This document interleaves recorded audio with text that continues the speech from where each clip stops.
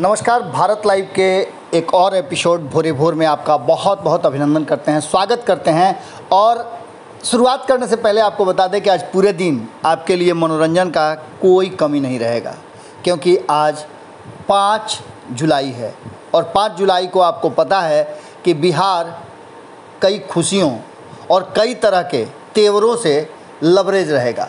ये पूरा दिन आपको इंटरटेनमेंट होता रहेगा, सुबह से लेकर के आप पूरी रात होने तक कई तरह के रंग रस और आगाज़ देख सकते हैं। पहला आगाज़ तो आपको देखने को मिलेगा जब पटना में लालू प्रसाद की उपस्थिति होगी और अपने कार्यकर्ताओं के साथ बिहार की जनता को संबोधित करेंगे, क्योंकि मीडिया के चैनल्स लालू प्रसाद को कवर करेंगे और लाइव के माध्यम से आप तक पहुंचाएंगे। वहीं आरजेडी भी पूरी व्यवस्था किए हुए है कि वो अपना रजत जयंती कैसे मनाएगा। इन सब के बीच दूसरी जो सबसे महत्वपूर्ण घटना है वो है चिराग पासवान का अपने पार्टी में विखंडन के बाद पटना वापसी, और पटना वापसी के साथ वो आशीर्वाद यात्रा की शुरुआत करेंगे। कल रामविलास पासवान की आपने सुनी थी कि किस तरह से जयंती मनाने की बातें चल रही थी। आज पटना से लेकर के हाजीपुर तक और पूरे बिहार के अलग अलग हिस्सों में रामविलास पासवान की जयंती मनाई जा रही है। इस जयंती को लेकर के 2 फाड़ में बटी एलजेपी अपने अपने हिस्से अपने अपने अनुसार मना रही है। जहां चिराग पासवान ने ये कसम खाया है कि जब तक पूर्ण रूप से पार्टी उनके हाथ में नहीं आ जाती है तब तक वो कार्यालय में पैर नहीं रखेंगे। अब देखने वाली बात होगी कि पटना आएंगे तो पटना से सीधे हाजीपुर जाएंगे। इस बीच में एक खबर जो आपके लिए बहुत ज़रूरी है, ये दोनों युवा लगातार पटना में और पटना से हाजीपुर तक पूरे बिहार की राजनीति को प्रभावित करके रखेंगे। और ऐसे में नीतीश कुमार क्या करेंगे, नीतीश कुमार ही नहीं, भारतीय जनता पार्टी क्या करेगी। हमने आपको खबरों के माध्यम से बताया था पिछले 15 दिनों से जिस तरह से चल रहा है लुका छिपी का खेल, उस खेल में कहीं ना कहीं भारतीय जनता पार्टी आगे आगे चल रही थी, क्योंकि उसने इन सारे मसलों को अपने से दूर करते हुए चुप्पी साध लिया था। लेकिन भारतीय जनता पार्टी और बिहार के अलग अलग क्षेत्रीय दलों और राष्ट्रीय दलों को ये बात पता नहीं था कि इस खेल में माहिर तो नीतीश कुमार ही है। नीतीश कुमार चुप्पी के लिए फेमस हैं। उनकी चुप्पी बहुत कुछ लेकर के आती है और उनकी चुप्पी बिहार की राजनीति को हमेशा कुछ ना कुछ नया दे करके गई है। एक बार फिर से नीतीश कुमार की चुप्पी भारी पड़ रही है तेजस्वी यादव और चिराग पासवान के शोरगुल पर। अगर आपको इस बात में थोड़ा भी संशय हो तो आप याद कीजिए वो दिन 2013 की बात। 2013 में कोई शोरगुल नहीं हुआ था, किसी तरह की कोई बात नहीं हुई थी। एक तस्वीर सामने आई थी और उस तस्वीर ने नीतीश कुमार को मौका दे दिया, हेतु दे दिया, और नीतीश कुमार भारतीय जनता पार्टी से अलग हो गए। भारतीय जनता पार्टी से अलग होने के बाद नीतीश कुमार ने कोई शोरगुल नहीं किया था, बिल्कुल चुप थे और चुपचाप नीतीश कुमार बड़ी भारी पड़े थे भारतीय जनता पार्टी पर, और भारतीय जनता पार्टी की सरकार बिहार से उखड़ गई थी। ये भी नहीं सोचा था कोई कि क्या नीतीश कुमार का समर्थन वो लालू प्रसाद करेंगे जिनके शासनकाल को नीतीश कुमार ने बताया था जंगल राज, अनैतिक सरकार बताया था, पति पत्नी का सरकार बताया था, और वही खड़ा हो जाते हैं और खड़ा होकर के कहीं ना कहीं तैयारी कर लेते हैं कि नीतीश कुमार का समर्थन करना है, और वो भी बिना शर्त के। उनके तैयार होते ही भारतीय जनता पार्टी को पीछे करने के लिए, जवाब देने के लिए कांग्रेस भी तैयार हो जाती है, जिसका लगातार ऐसा लगने लगा था कि इस बार के लोकसभा चुनाव में वो कड़ी टक्कर के साथ कहीं ना कहीं इस देश में सत्ता परिवर्तन की मुहिम में पिछड़ सकती है। ये पूरा गठजोड़ बना, और इस गठजोड़ में आपने देखा कि जब साझा विपक्ष की यूनिटी की बात होने लगी, जुटान होने लगा, तो तब भी चुप थे नीतीश कुमार, और नीतीश कुमार की इस चुप्पी ने कहीं ना कहीं विपक्ष को धाराशायी कर दिया था, ध्वस्त कर दिया था, और नरेंद्र मोदी की सरकार बन गई थी। एक चुप्पी आपने तब भी देखा होगा जब 2015 में विधानसभा के चुनाव हो रहे थे। विधानसभा के चुनाव के समय भी नीतीश कुमार चुपचाप थे।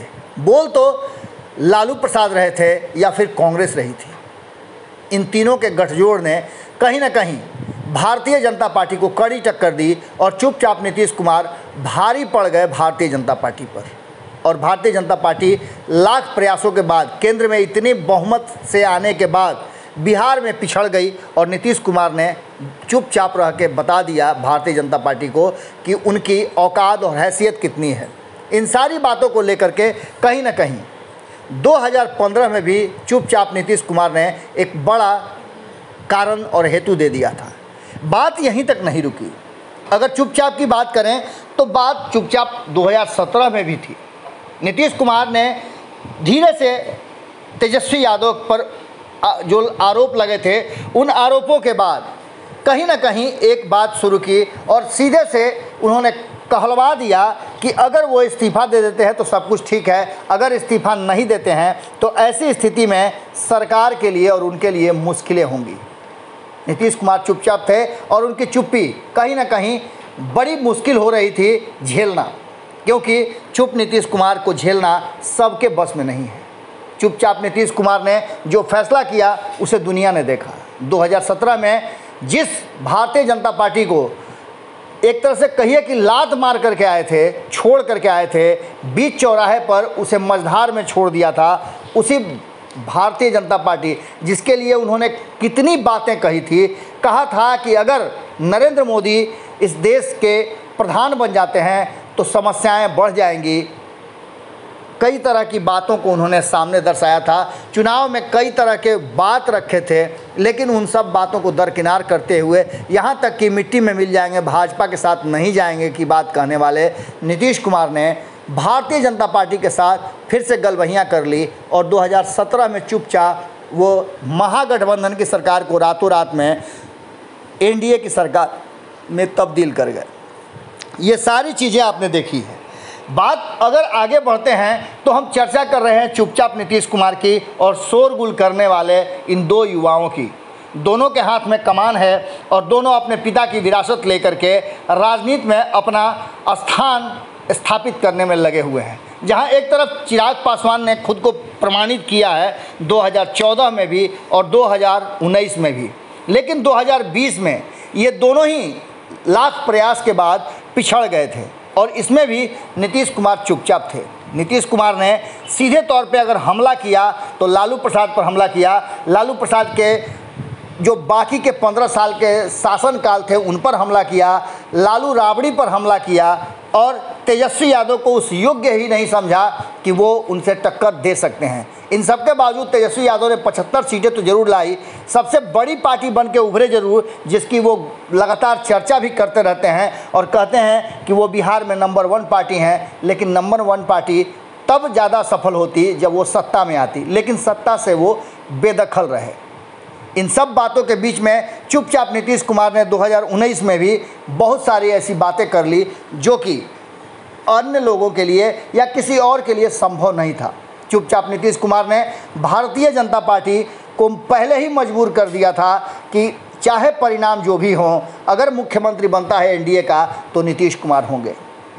चुपचाप नीतीश कुमार ने कहीं ना कहीं एलजेपी को ये समझ करके कि कहीं ऐसा ना हो कि एलजेपी भारतीय जनता पार्टी के साथ मिल करके कोई खेल कर दे, उससे पहले ही एलजेपी को चुपचाप रहते हुए नीतीश कुमार ने एनडीए से ही बाहर का रास्ता दिखवा दिया। एक ऐसी स्थिति पैदा कर दी चुपचाप रहते हुए जिससे कि भारतीय जनता पार्टी को मजबूरन एलजेपी का साथ छोड़ना पड़ा। हालांकि प्रयास तो बहुत हुआ, नीतीश कुमार बैकफुट पर भी रहे, तीसरे नंबर की पार्टी बन गए, लेकिन उसके बावजूद भी भारतीय जनता पार्टी से पहले ही उन्होंने चुपचाप रह करके ये बात कबूल करवा लिया था कि मुख्यमंत्री तो नीतीश कुमार ही होंगे। इस चुपचाप की रणनीति ने कहीं ना कहीं नीतीश कुमार को सबसे ऊपर रखा है और चुपचाप की राजनीति में नीतीश कुमार सबसे आगे हैं। मदन सहनी वाले मामले पर भी आपने देखा कि किस तरह से चुपचाप रहे नीतीश कुमार और मदन सहनी पटना से होते हुए दिल्ली गए, दिल्ली से उत्तराखंड गए और उत्तराखंड से पटना आएंगे और ये अब कहना शुरू कर चुके हैं कि वो नीतीश कुमार को अपना आदर्श मानते हैं, अपना गुरु मानते हैं और जो कुछ भी उपलब्धि है वो उनकी नीतीश कुमार के कारण है। मनजीत सिंह की बात आपको याद ही होगी। अब इन सब बातों के बीच लगातार एक चीज़ तो तय नज़र आ रही है कि चुपचाप नीतीश कुमार और लगातार नीतीश कुमार को बैकफुट पर लाने का दावा भरने वाले ये दो युवा, आपने देखा होगा किस तरह से पशुपति कुमार पारस अलग हुए, तो इसके लिए भी नीतीश कुमार की चुप्पी को ही बताया गया और चुपचाप नीतीश कुमार ने ये पूरा खेल रच दिया, जैसा कि राजनीतिक गलियारे में चर्चा है। अब देखना होगा कि कल जो शोरगुल बिहार और हाजीपुर में होने वाला है, चुपचाप नीतीश कुमार कितना ज़्यादा इस पर अपना प्रभाव छोड़ पाते हैं, या फिर ये दोनों युवा नीतीश कुमार को उखाड़ कबाड़ करने का जो प्रण लिए हुए हैं वो कर पाते हैं।